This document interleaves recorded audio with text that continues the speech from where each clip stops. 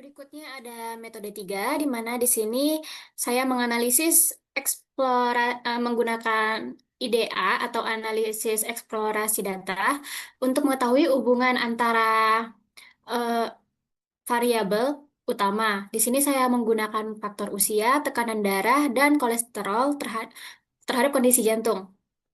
Pertama ada analisis eksplorasi data, di mana analisis ini dilakukan secara eksploratif untuk memahami pola hubungan antar variabel. Ed- EDA, EDA sendiri adalah proses menganalisis dan mengambilkan data bertujuan untuk mendapatkan pemahaman yang lebih baik tentang wawasan dari data terhadap EDA yang dilakukan.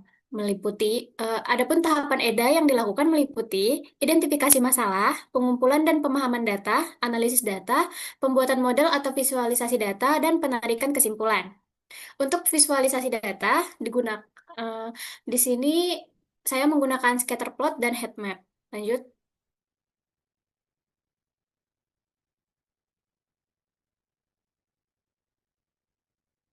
Untuk scatter plot pertama, di sini ada usia versus tekanan darah, di mana pada visualisasi data menunjukkan persebaran data yang cenderung meningkat seiring bertambahnya usia. Terlihat bahwa data pada rentang usia 50 sampai 69 tahun memiliki tekanan darah antara 160 sampai 200 mmHg.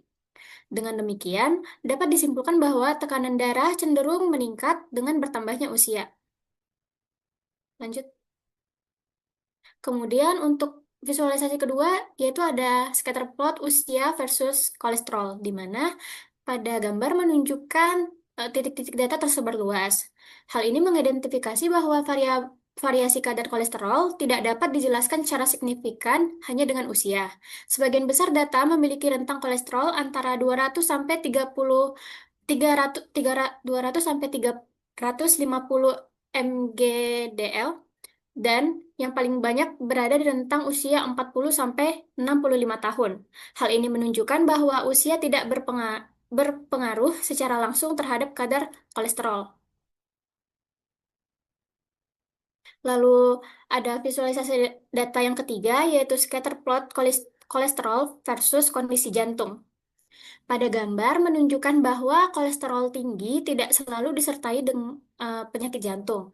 Persebaran data pada rentang 150 sampai 350 mgdl untuk kedua kondisi, 0 itu sama dengan sehat dan 1 sama dengan sakit hampir sama. Menandakan kolerasi yang lemah antara kedua data tersebut, variabel kedua data tersebut. Dengan demikian, kolesterol tidak cukup untuk menentukan resiko penyakit jantung. Lalu ada visualisasi data yang keempat, yaitu heat map korelasi person antar variabel utama, yaitu bisa dilihat pada gambar. Nilai korelasi antara variabel-variabel utama yaitu usia, tekanan darah, kolesterol, dan kondisi jantung.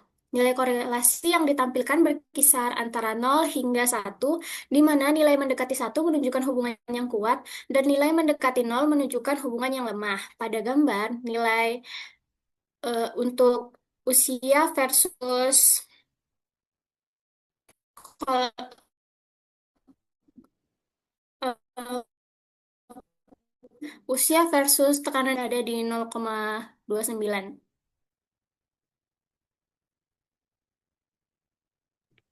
Oke, selanjutnya saya di sini akan menganalisis outlier yang ada pada data analisis. Yang pertama adalah yang perlu diketahui bahwa tadi pada data heart disease Cleveland ini terdiri dari 14 variabel, variabel age, sex, CP, trace BPS, kolesterol, VBS, race ECG, talak, exeng, all-peak, slope, CA, tal, dan condition. Dan yang perlu diketahui bahwa di sini itu yang menjadi fokus utama yang dianalisis adalah data yang continue. Data continue itu terdiri dari age atau umur, res BPS atau nilai tekanan darah, call atau kolesterol, talak atau puncak dari sinyal itu sendiri, dan all peak. Jadi perlu diketahui bahwa data yang dianalisis ini merupakan data yang continue dan yang tidak kategorikal, sehingga untuk mendeteksi outlier dapat dilakukan dengan baik.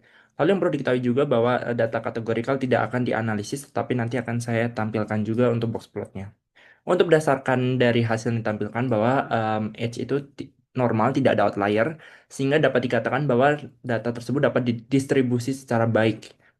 Lalu ada res BPS atau tekanan darah. Di sini terdapat 9 outlier yang menandakan bahwa terdapat data pasien dengan darah tinggi atau hipertensi. Karena nanti bisa dilihat dari bentuk dari grafik itu sendiri. Lalu ada kolesterol, menandakan bahwa pasien terdapat 5 outlier dan dapat dikatakan bahwa menandakan bahwa terdapat pasien dengan kolesterol yang sangat tinggi, apalagi outliernya nanti ada di sekitar angka 500. Next.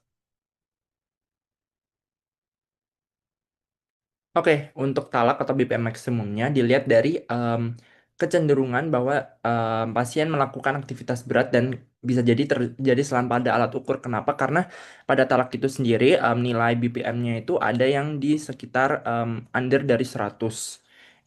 Jadi perlu dianalisis kembali apakah ini kesalahan dari alat ukur atau aktivitas dari ketika pengambilan data.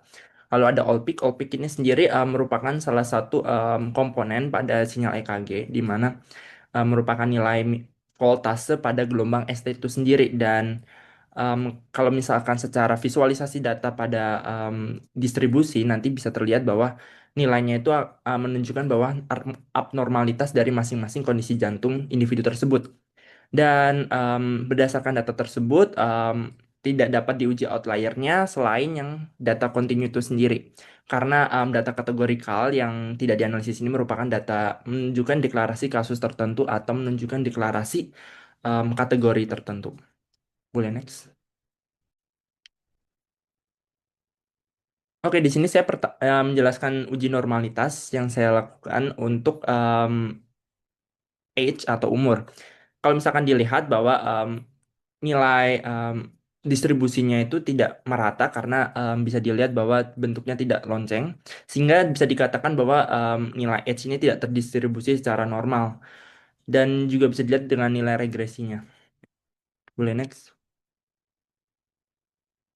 Oke, untuk selanjutnya untuk REST BPS sendiri juga sama bahwa nilai datanya itu tidak terdistribusi secara normal sehingga terdapat variasi khususnya untuk beberapa subjek yang dijadikan penelitian ini bahwa memang REST BPS ini tergantung dari kondisi dari masing-masing subjek. Jadi kita tidak bisa memprediksi apakah subjek ini baik atau tidak nilai BPM-nya. Boleh next. Oke, untuk selanjutnya adalah untuk kadar kolesterol. Seperti yang saya sampaikan di awal, bahwa terdapat outlier yang sangat-sangat menjauh dari em, rata-rata atau nilai mean-nya di bagian kolesterol itu sendiri, yaitu mencapai 500 lebih. Sehingga dapat dikatakan bahwa data untuk kolesterol ini tidak didistribusi secara normal. Boleh next. Oke, untuk selanjutnya di sini adalah old peak itu sendiri atau nilai maksimumnya, di mana nilai maksimum dari masing-masing subjek uji memang berbeda-beda, khususnya adalah untuk nilai ST, nilai grafik ST pada gelombang EKG itu sendiri. Grafik ST ini menunjukkan bahwa depolarisasi dari ventrikel itu sendiri setelah melakukan polarisasi pemompaan jantung. Dan dapat dilihat bahwa memang rata-rata sebagian besar dari data tersebut um, no, subjek yang diuji itu memiliki kondisi um, i- ST yang normal um, sehingga dapat dikatakan bahwa rata-rata dari subjek uji tersebut memiliki kondisi jantung yang cukup normal. Tetapi untuk pendistribusiannya tidak dikatakan secara normal karena tidak berbentuk seperti lonceng. Boleh next. Oke, untuk ini sendiri, untuk bagian, boleh next di bagian talak.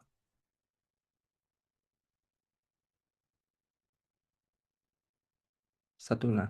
Oke, untuk selanjutnya adalah di bagian talak itu sendiri. Kalau misalkan bisa dilihat bahwa potensi untuk menjadi distribusi secara normal itu hampir menjadi baik karena distribusi Gaussiannya terlihat berbentuk seperti lonceng. Tetapi kenapa tidak terdistribusi secara normal? Karena memang bentuk datanya, persebaran data yang dianalisis pada subjek uji itu tersebut tidak merata pada satu titik tertentu, sehingga distribusi untuk talak tidak terdistribusi secara normal. Boleh next.